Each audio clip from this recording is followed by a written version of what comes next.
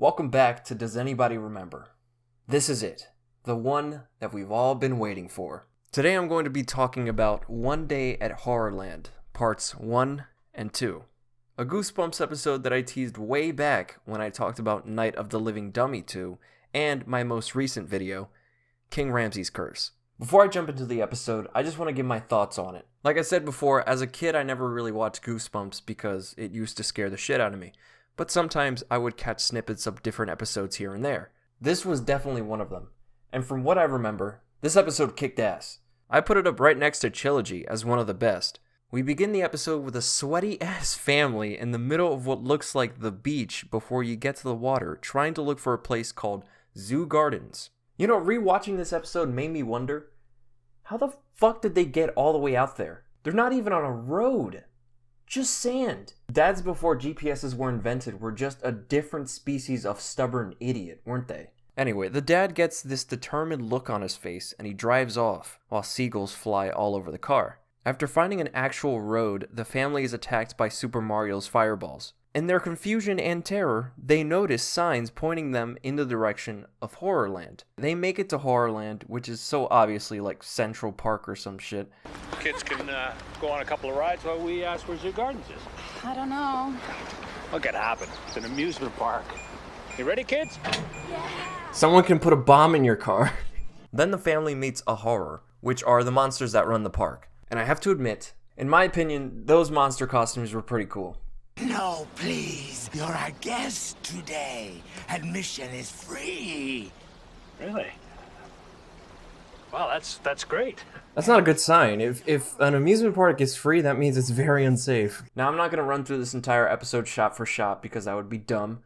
But I do have to tell you about what happens immediately after this. The family meet up with a monster that honestly has a really lame-ass costume, but who's literally holding a severed blonde girl's head. She warns them about one of the rides, and the monster tells her to fuck off. Like a bunch of dunces, the family split up and the kids end up at the House of Mirrors. You shouldn't be here. It's not safe. Get out. Get out. Wait! What do you mean? Who the fuck was that guy? Lizzie has an especially terrible time because this happens. Is anybody there? I really don't remember this from the episode. Excuse you? Mom and Dad try to ask one of the monster vendors for directions to Zoo Garden, but of course, they're no help. However, they do get offered some Monster Punch. How'd you like a nice monster punch? Well, alrighty then. 2 monster punches. 2 monster punches coming. He and his monster buddies start wailing on him. The next ride the kids get on is Coffin Cruise, which is basically Lazy River, but in a coffin. Lizzie likes it, but Luke hates it. That was really gross. No kidding, why'd you let me go on that thing? Let's get out of here. They're the same fucking age. There's no way that kid's younger. Also, side note, while researching this episode, I found out that the kid who played Luke also was one of the kids to play DW from Arthur. It just blew my mind. It doesn't really add anything to the video. I just wanted to share that bit of trivia. By the end of the episode, the family is reunited, and as they try to leave the park, they read the back of the welcome sign, essentially saying that anyone who comes in never leaves. Dad gets pissed off, talks about this becoming a big lawsuit or something, and they get ambushed by the horrors. To be continued. Right now.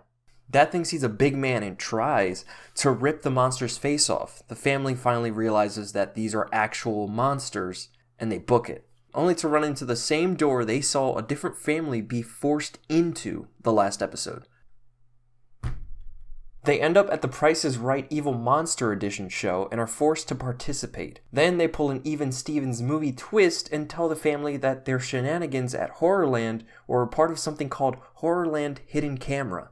The family is immediately shown clips from the previous episode.